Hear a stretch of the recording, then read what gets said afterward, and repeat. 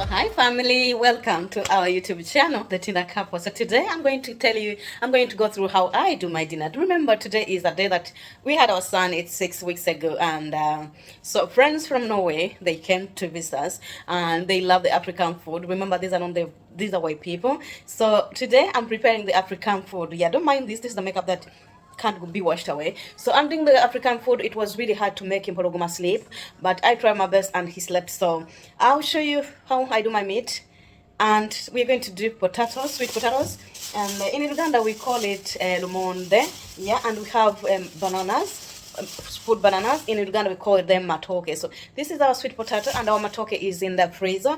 I'm going to cook it, and we shall see how it goes like. So I'm not supposed to be even here. Let me do my thing. I'm going to steam this food. Yeah, the meat is going to be, as you will see, and the matoke and the sweet potatoes are going to be steamed. So we catch you later on. This is the yes, I'm 6 weeks after childbirth, right? I'm 6 weeks, so I'm enjoying this life. I'm enjoying being a new mom, and guys, I can't wait to tell you it all. So see you another time. See you soon. Bye.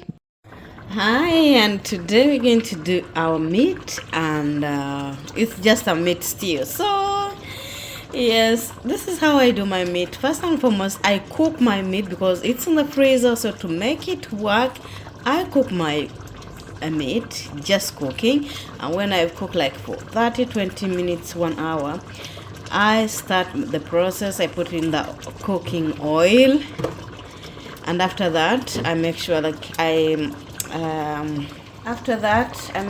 make sure that I stir it for 5-20 minutes or 15-10 minutes. There, it depends on how you want it to look. And then I put in everything that I want. The Ugandan in me does not forget the roiko beef, because it's beef. And then I don't forget the curry. This, every Ugandan knows that simbambari is the best ever. So I use the simbambari, and since I'm in Sweden, I use anything that I find. So today I used what we call paprika. I'll show you paprika, and then you get to know the name yourself. This is what I used, and I got some Swedish curry as well. This is the Swedish curry with the ginger and everything, that as you see. And then I add in my things. I add in my milk. Yes, since I'm a lactose intolerant, so I use lactose free milk. I put in here. I add in this is called motgrede. I don't know how it's called in English, so but this is motgrede that I put in. And after that I put in just little water. So now we just shifted our food, or our meat stew, from the saucepan to baking form. And this is the baking paper. I put it down just because I don't want this to sit on the foam. And then before I do anything, I cover it with this folio. I don't know how it's called, but I cover it so that the heat does not come direct to the meat. So let me do that and I will show you. So it's done, and I'm not going to put it in the oven. So let me. Who says I'm eating African when I'm not having the groundnuts as a Ugandan? Yeah, Ugandan, every Ugandan where you are, you know that groundnuts is so important for us. We call it binyevu. So welcome. We're going to put in some mushrooms, which we call akatiko akavala. Very tiny, very good, and yummy. So right now I'm doing my groundnuts, and I'm going to show you how it looks before and after. So let's see.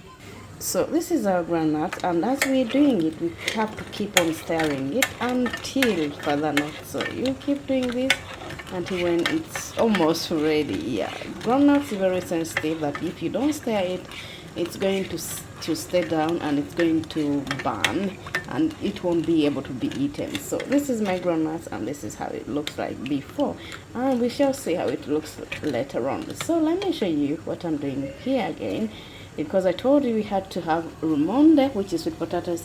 Actually, I forgot to tell you that we have to have cassava, which is more in Uganda. So this is how I'm steaming my rumonde and my cassava for the dinner. This is our banana in Uganda called matoke, straight from the freezer. I'm going to steam it and then we'll get a better taste. So if you cook it in the water, it won't taste so good because the freezer makes it more loose, so you have to steam it to get a better taste.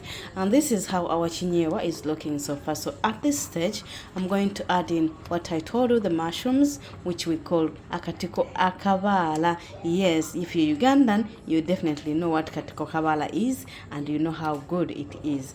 Just like most of the white people, they like cantariela. Cantariela is very nice, but you cannot cook it. So for us, we have very tiny katiko or mushroom that is called katiko kabala, and it's very tasty. I'm going to show you how it looks before, and then we're going to put it in our food or our peanut.